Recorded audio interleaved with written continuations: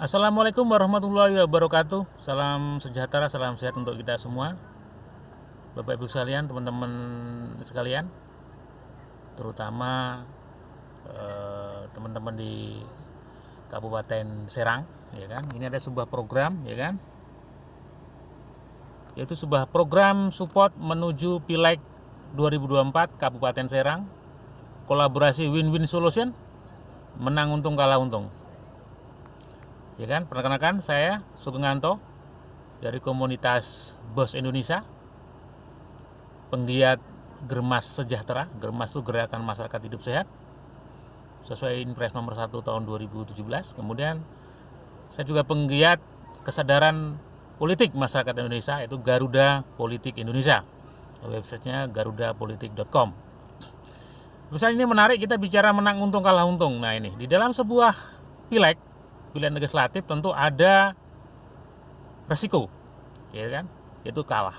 Nah, kalau kita sebenarnya belajar dari filosofi orang Jepang kalau mau perang tuh berani mati. Berani mati maknanya bukan berarti dia mau mati, tidak. Justru karena dia berani mati, faktanya musuhnya yang mati. Artinya apa? Segala persiapan disiapkan gimana dia menang. Nah, gitu. Jadi mental itu penting.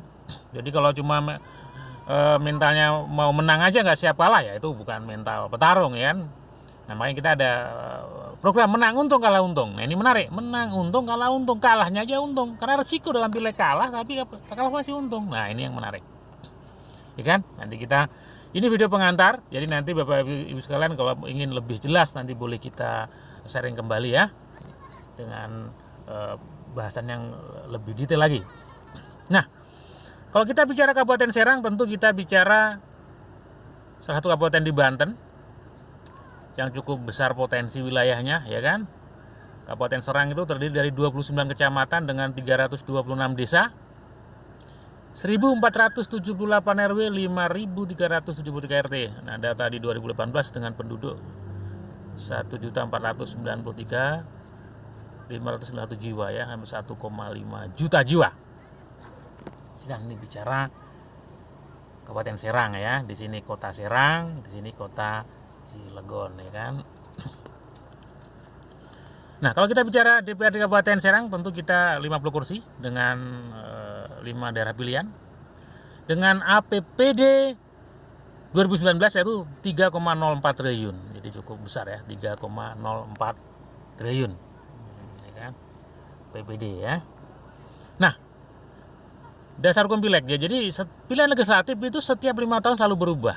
Nah, kalau kita mengacu kepada pileg 2019, yaitu dengan mengacu Undang-Undang nomor 7 2017, maka ada 5 poin. Sistem pemilu proporsional terbuka, ambang batas pencalonan presiden threshold 20,25%, ambang batas parliamentary threshold 4%, metode konversi suara, perhitungan senlek murni, urutan suara, urutan kursi, jadi suara partai plus suara caleg. Jadi suara yang mencoblos caleg, suara partai, jadi diadu akumulasi, ya kan. Sebenarnya makanya partai besar cenderung lebih menang di sini. Alokasi per dapil 3 sampai 10 kursi. Oke. Nah, kenapa kita harus peduli politik ini? Menarik karena banyak masyarakat kita yang kadang-kadang ke politik itu kotor, kejam dan sebagainya. Saya kira belum paham saja, ya kan. Jadi kita ambil ini sebuah jargon tagline, jadi Nahmetin Erbakan. Orang Islam yang tidak peduli dengan politik akan dipimpin oleh politikus yang tidak peduli pada Islam. Nah ini maksudnya apa? Padahal kalau kita bicara negara Turki adalah 98% penduduknya Muslim. Maksudnya Islamnya adalah Islam kafah, ya kan? Karena Turki terkenal dengan sekulernya. Jadi kalau di beberapa wilayah ada Pak Ustadz, kadang saya ketemuin di Bogor, mana, aduh Pak, saya kalau politik tuh kayaknya kurang menarik. Politik tuh kejam, politik itu kotor dan sebagainya. Saya kira belum paham. Sering saya kayak kasih guyonan sederhana, Pak Ustadz, Islam itu jangankan bicara politik, bicara ekonomi, bisnis, kencing aja tuh diatur Pak Ustadz. Ada adabnya, kencing aja. Artinya kalau kita Islam ya harus paham, harus peduli dengan politik. Kalaupun kita nggak mau masuk ke politik, kita minimal paham akan politik, sehingga kita nggak gampang dipolitiki, kan. Jangan sampai kita ini bilang nggak peduli politik, tapi kita sendiri nggak taunya bagian dari politik dan nggak sadar kita sebagai dipolitiki, kan gitu. Itu yang bisa malah, oke, ya kan. Jadi kita harus peduli politik. Oke, lanjut. Legislatif. Jadi ingat bahwa legislatif adalah lembaga kekuasaan. Ingat, legislatif lah lembaga kekuasaan, bukan lembaga sosial ya, lembaga kekuasaan, yaitu bagian dari trias politika. Jadi Indonesia menganut ajaran trias politika. Jadi trias politika itu kekuasaannya dibagi 3, kekuasaan eksekutif, legislatif, dan yudikatif. Nah, legislatif di Indonesia itu MPR, DPR, DPR RI, DPRD provinsi, ya kan, untuk wilayah, dan DPRD kabupaten kota. Dengan 3 fungsi utamanya: membuat regulasi atau undang-undang atau perda, kemudian penganggaran atau budgeting, dan kontrol atau pengawas. Jadi cukup luar biasa fungsi legislatif ini, ya kan? Makanya sering saya katakan kalau ke Pak Ustadz, boleh nggak marbot masjid itu dibayar oleh negara? Ya boleh saja ketika ada aturan regulasi, legislatifnya ketok palu membuat aturan. Tapi kalau yang duduk nggak memahaminya, gimana mau akan peduli, kan gitu loh. Makanya kita harus orang yang bersih, orang yang masyarakat, tokoh harus peduli politik. Nah, ini yang penting Bapak Ibu, hal-hal yang penting dalam pileg. Jadi pileg ini ada 8 hal yang harus dipahami. 1, undang-undang pemilu selalu berubah setiap 5 tahun. Nah, ini menarik. Jadi ini makanya setiap pasca amandemen undang-undang. Jadi undang-undang dasar 45 diamandemen 4 kali, yaitu tahun 99, tahun 2000, 2001, 2012. Salah satu efek dari amandemen adalah dalam pemilihan kita sistemnya cenderung terbuka. Kalau dulu kan nyoblok partai urusan partai yang nyusun orang-orang, kalau sekarang nggak bisa. Sekarang harus sistem terbuka, jadi orangnya harus ada, ya kan, ketokohan. Jadi kan, nah, pileg banyak kursi dan banyak caleg, ini menarik. Jadi kalau pileg itu adalah banyak kursi banyak caleg, gitu loh. Jadi kita ini, nah ini menarik dalam pileg ini. Kalau dalam satu dapil ada 10 kursi, artinya apa? 90% orang tidak suka sama kita atau partai kita masih punya kursi. Karena di dalam pileg ini tidak harus nomor 1, nomor urut 2, nomor urut 3, nomor urut 4, nomor 5, nomor 6, nomor 7, nomor 8, nomor 9, nomor 10 juga dapat kursi. Nah, ini karena banyak kursi banyak caleg. Kemudian 98% kursi legislatif adalah kursi jamaah, gotong royong, apalagi di daerah ya. Jadi artinya apa?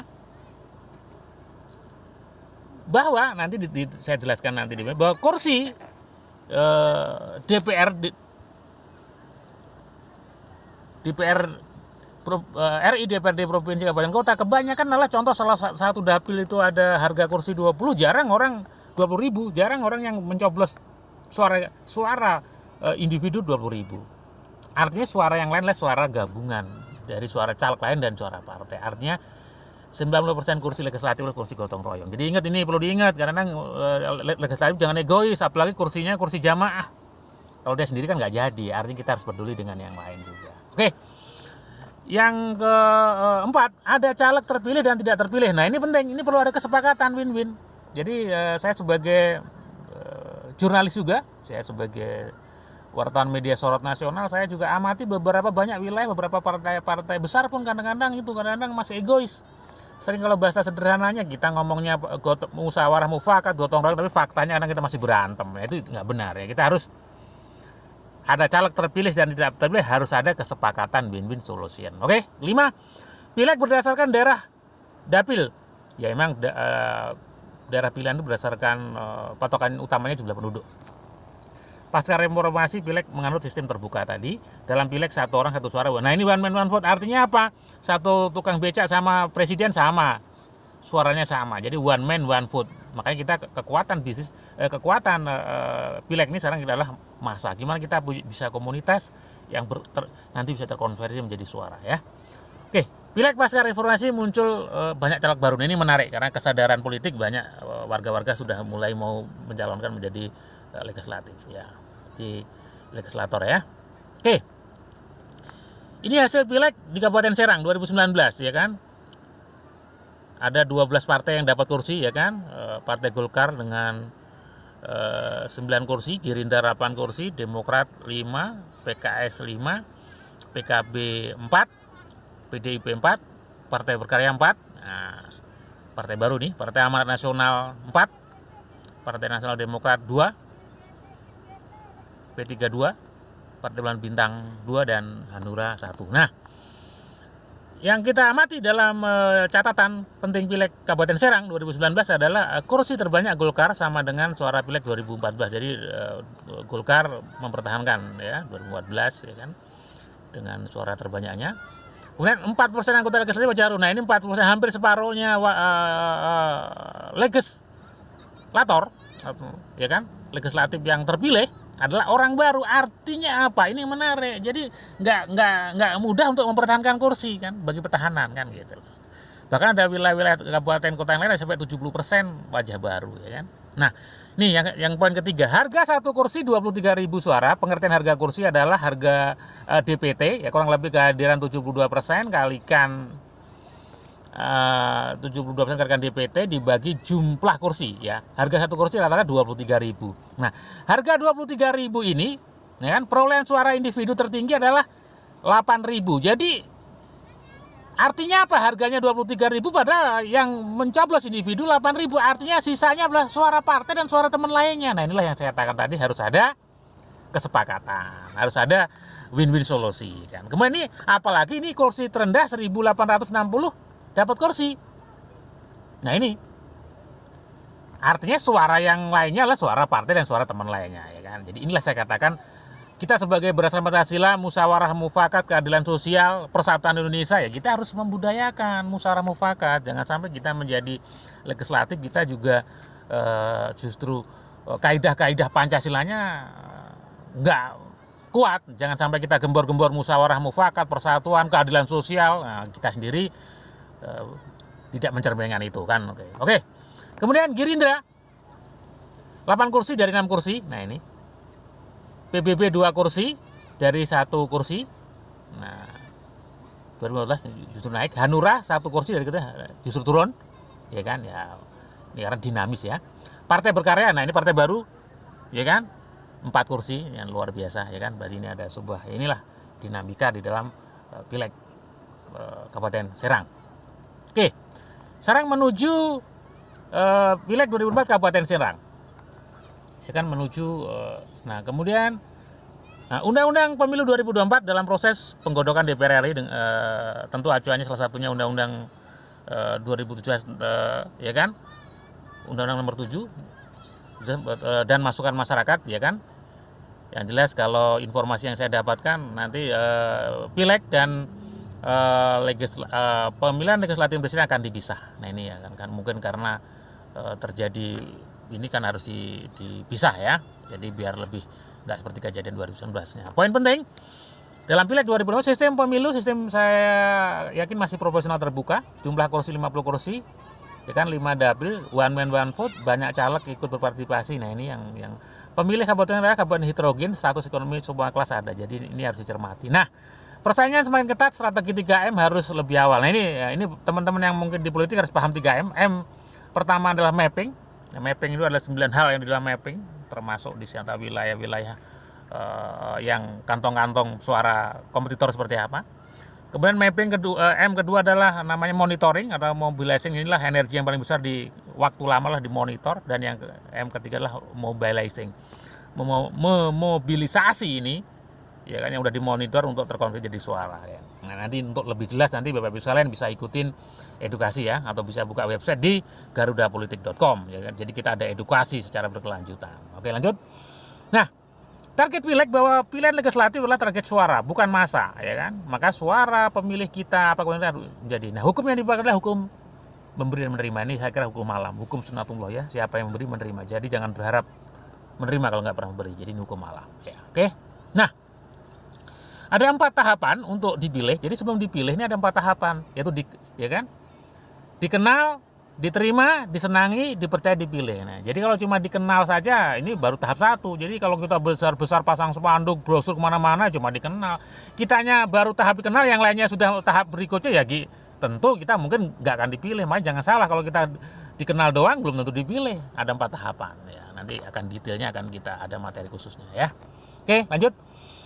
Nah, karakter pemilih ini menarik. Karakter pemilih bahwa memilih karena potensi 7%, saudara 7%, golongan 7%, organisasi kecil-kecil total 35%. Nah, ternyata orang memilih 65% karena faktor balas budi. Nah, balas budi ada 2 yang disebut dengan balas budi jangka pendek dan jangka panjang. Jangka pendek disebut dengan serangan fajar. Ya, ini uang ya, pagi-pagi ngasih duit 100.000. Tapi ada caleg kedua ngasih 150.000. Tertutup yang 100.000. Caleg ketiga ngasih. Nah, akhirnya duit diterima, nyoblos belum tentu, pusing.com dia kan gitu. Jadi ini gambling. Jadi sekarang juga jangan berpikir wah uang pasti menang, belum tentu. Ya kan? Nah, jangka panjang. Nah, inilah yang saya katakan yang terancana terukur. Ketika kita sudah tanamkan balas budi jangka panjang, maka jangka pendek cenderung tidak ada artinya, ya kan? Makanya jangan bangga dengan belum tentu uang banyak jadi. Ya, uang penting tapi bukan jadi segalanya kalau dalam pilih sistem politik di Indonesia ya, apalagi sistem proporsional terbuka.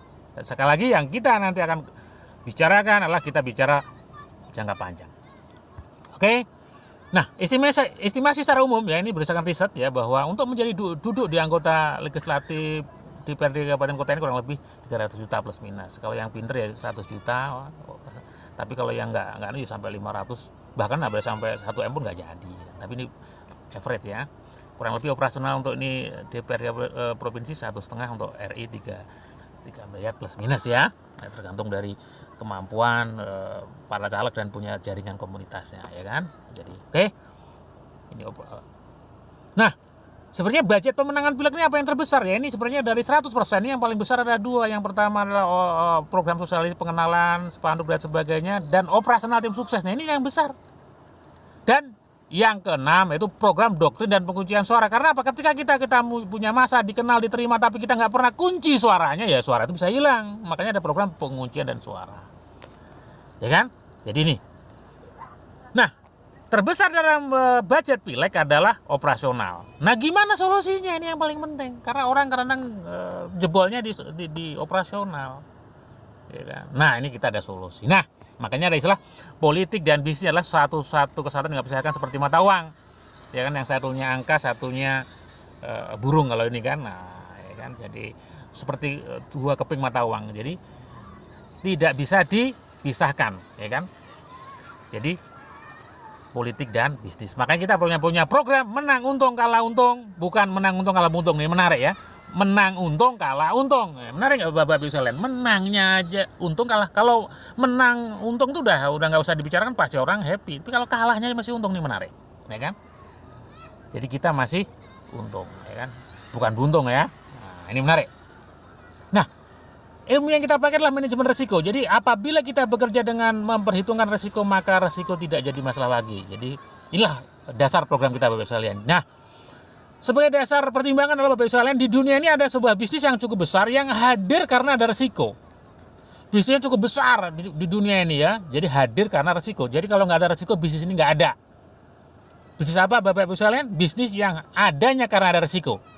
Iya betul, bisnis asuransi ya, insurance. Jadi ada ya kan, risiko kecelakaan, risiko kematian, risiko kebakaran. Nah, ya kan. Nah, bisnis besar sama. Kita nanti dengan ada resiko pileg kalah, tapi masih menang kalah untung. Kalah aja untung, apalagi menang. Kita nggak bicara menang ya, pasti untung kalau kalahnya. Artinya ada sebuah resiko yang kita hitungkan, ya kan? Nah, ini menarik Bapak sekalian. Nah, gimana caranya kolaborasi Bos Indonesia dengan Germas Sejahtera? Nah, ini menarik, ya kan? Bapak sekalian, dalam politik nasional itu ada dipengaruhi oleh 5M ya, yang sering saya sharingkan. Mungkin Bapak Ibu bisa baca juga di website garudapolitik.com. M pertama adalah massa, jadi organisasi massa. Yang kedua adalah media massa. Yang ketiga adalah mahasiswa. Yang keempat adalah militer. Yang kelima adalah money atau pengusaha. Jadi 5M inilah yang mempengaruhi politik nasional, ya kan? Jadi kalau kita bicara politik nasional nggak lepas dari 5M tadi, ya kan? Oke. Nah, konsep dasar win-win solution jadi gini, Bapak Ibu sekalian, ternyata pemilihan legislatif ini punya korelasi atau persamaan dengan berdagang atau jasa, karena bisa menawarkan. Ya kan? Sales, terapis, tenaga kesehatan, tenaga pemasaran, mitra bisnis dalam aktivitas setiap hari mempengaruhi orang lain untuk mengikuti apa yang ditawarkan, betul kan? Nah, ini yang penting. Energi atau biaya yang dikeluarkan dengan adanya tambahan promosi calon legislatif dan tanpanya adalah sama. Ini menarik Bapak. Contoh ini sebagai ibaratnya kalau kita sekarang tinggal di Bogor, kita mau ke Jakarta, kita ada urusan bisnis setiap hari ke Jakarta, ya bolak-balik aja setiap hari kita karena ada urusan bisnis. Suatu saat ada orang numpang mobil kita, Kira-kira bensin yang dikeluarkan sama nggak? Ya sama aja, kurang lebih sama bensin. Tapi efeknya beda. Tapi ketika kita dari Bogor mau ke Jakarta ada urusan tertentu, memang ada kepentingan tidak ada kepentingan rutin yang ke sana, ya pasti keluarkan biaya. Itulah yang saya maksud adalah sebenarnya kita tinggal numpang, ya kan? Dengan komunitas atau jaringan yang sudah berjalan, ya kan? Nah ini mempengaruhi orang lain dengan dasar trust. Jadi 4D tahapan tadi, dikenal, diterima, dicintai, ya kan, dikenal, diterima, dicintai, kemudian disenangi, dipercaya, baru dipilih, ya kan. Nah, mempengaruhi tanpa adanya no money politik. Ya, ini menarik. Nah, ketika kita bicara BOS Indonesia, ya kan, di kolaborasi tadi, jadi BOS Indonesia adalah komunitas pebisnis online dan offline yang bersifat inklusif, tidak eksklusif. Jadi BOS Indonesia adalah komunitas yang bersifat inklusif, jadi semua masuk, ya kan, yang didukung oleh lembaga kursus pelatihan, ya kan, ada CBO Academy, ya kan, ada lembaga LK PSS, KPS, CBO Academy, dan media sorot nasional. Jadi nanti kita wadah untuk belajar dan praktek bisnis online dan offline. Nah ini menarik, ya kan, yang berada nanti BOS Indonesia di kabupaten, kota, dan kecamatan di seluruh Indonesia. Jadi ini. Nah kemudian nanti kolaborasi dengan Germas, Gerakan Masyarakat Hidup Sehat, karena memang Germas ini penting karena di dalam Inpres nomor 1 tahun 2017 tentang Germas bahwa kesehatan menjadi penting karena di Indonesia budaya preventif adalah lemah. Di dalam kesehatan ada 4 langkah, yaitu promotif, preventif, kuratif, rehabilitatif. Dan di dalam Germas sangat jelas kita dalam 2, yaitu dalam rangka promotif dan preventif. Oke? Nah, bentuk kegiatan nanti kita, ya kan, bentuk kegiatannya adalah bentuk kegiatan BOS Indonesia dan Germas Sejahtera adalah berupa online dan offline, ya. Online-nya nanti ada edukasi bisnis online, kursus edukasi hidup sehat, offline-nya nanti ada edukasi Germas, ya kan, ada pemeriksaan kesehatan, ya kan, kemudian ada olahraga jalan sehat bersama, dan inilah bentuk kegiatan ini. Menarik kan? Jadi kita akan lakukan aktivitas yang ini. Nah, program kolaborasi dokternya dalam tahapan pileg tadi saya katakan, sales, agen, terapi, tenaga kesehatan, pemasaran, mitra bisnis, mentor. Ini setiap hari kita di lapangan monitoring dalam bisnis, ya. Jadi kita namanya organisasi BOS Indonesia, ya kan, kita punya organisasi ini tidak terpengaruh adanya politik. Jadi kita tetap jalan terus karena kita berhubungan urusan ekonomi, urusan perut, ya. Nah, tapi suatu saat bisa dijalankan sebagai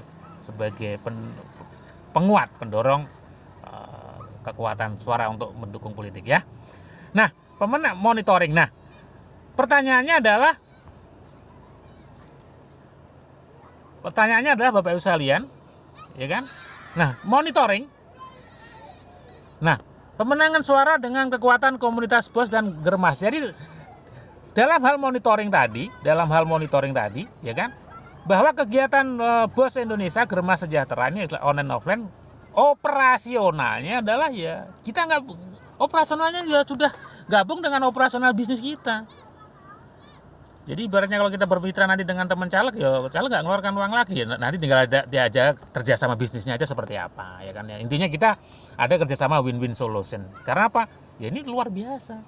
Jadi kolaborasi yang sangat menarik. Nah, singkat cerita adalah apa, Bapak Ibu sekalian, tripartit. Jadi kalau kita mau duduk menjadi anggota DPRD Kabupaten Serang, ya kan, tentu Kabupaten Serang untuk pileg 2024, ya kan, jadi kekuatannya adalah kekuatan komunitas BOS Indonesia Germas Sejahtera, kemudian kerjasama dengan tim sukses caleg, kemudian dengan media pers partner, ya, karena untuk wahana komunikasi massa dan penyebar informasi dan bentuk opini, ya kan, bekerjasama, dan untuk duduk jadi anggota Dewan Kabupaten Serang dengan low cost, sekos sangat rendah. Ya kalau zero cost ya mungkin ya low cost lah, ya, sangat rendah, ya kan. Karena Bapak Ibu nanti kita juga Garuda Politik Indonesia, BOS Indonesia juga ingin berkontribusi terhadap politik negara. Jadi kita juga mengedukasi masyarakat gimana untuk duduk di dewan itu tidak harus ibaratnya negatif, kotor, jahat, tidak. Kita juga ingin mendudukkan teman-teman, mendukung teman-teman untuk di dewan dengan cara yang elegan, cara yang konstitusional, cara yang benar, ya, sehingga ketika dia duduk jadi dewan, dia benar-benar akan peduli kepada konstituen dan masyarakat, dan tentunya untuk besarnya Indonesia, ya kan, Kabupaten Serang khususnya dan Indonesia pada umumnya. Oke, Bapak sekalian, sampai jumpa pada edukasi video dan edukasi selanjutnya, ya kan. Terima kasih, ya kan. Salam sehat, salam sukses. Indonesia harus jaya, Indonesia maju, ya kan. Indonesia menang. Terima kasih. Assalamualaikum warahmatullahi wabarakatuh.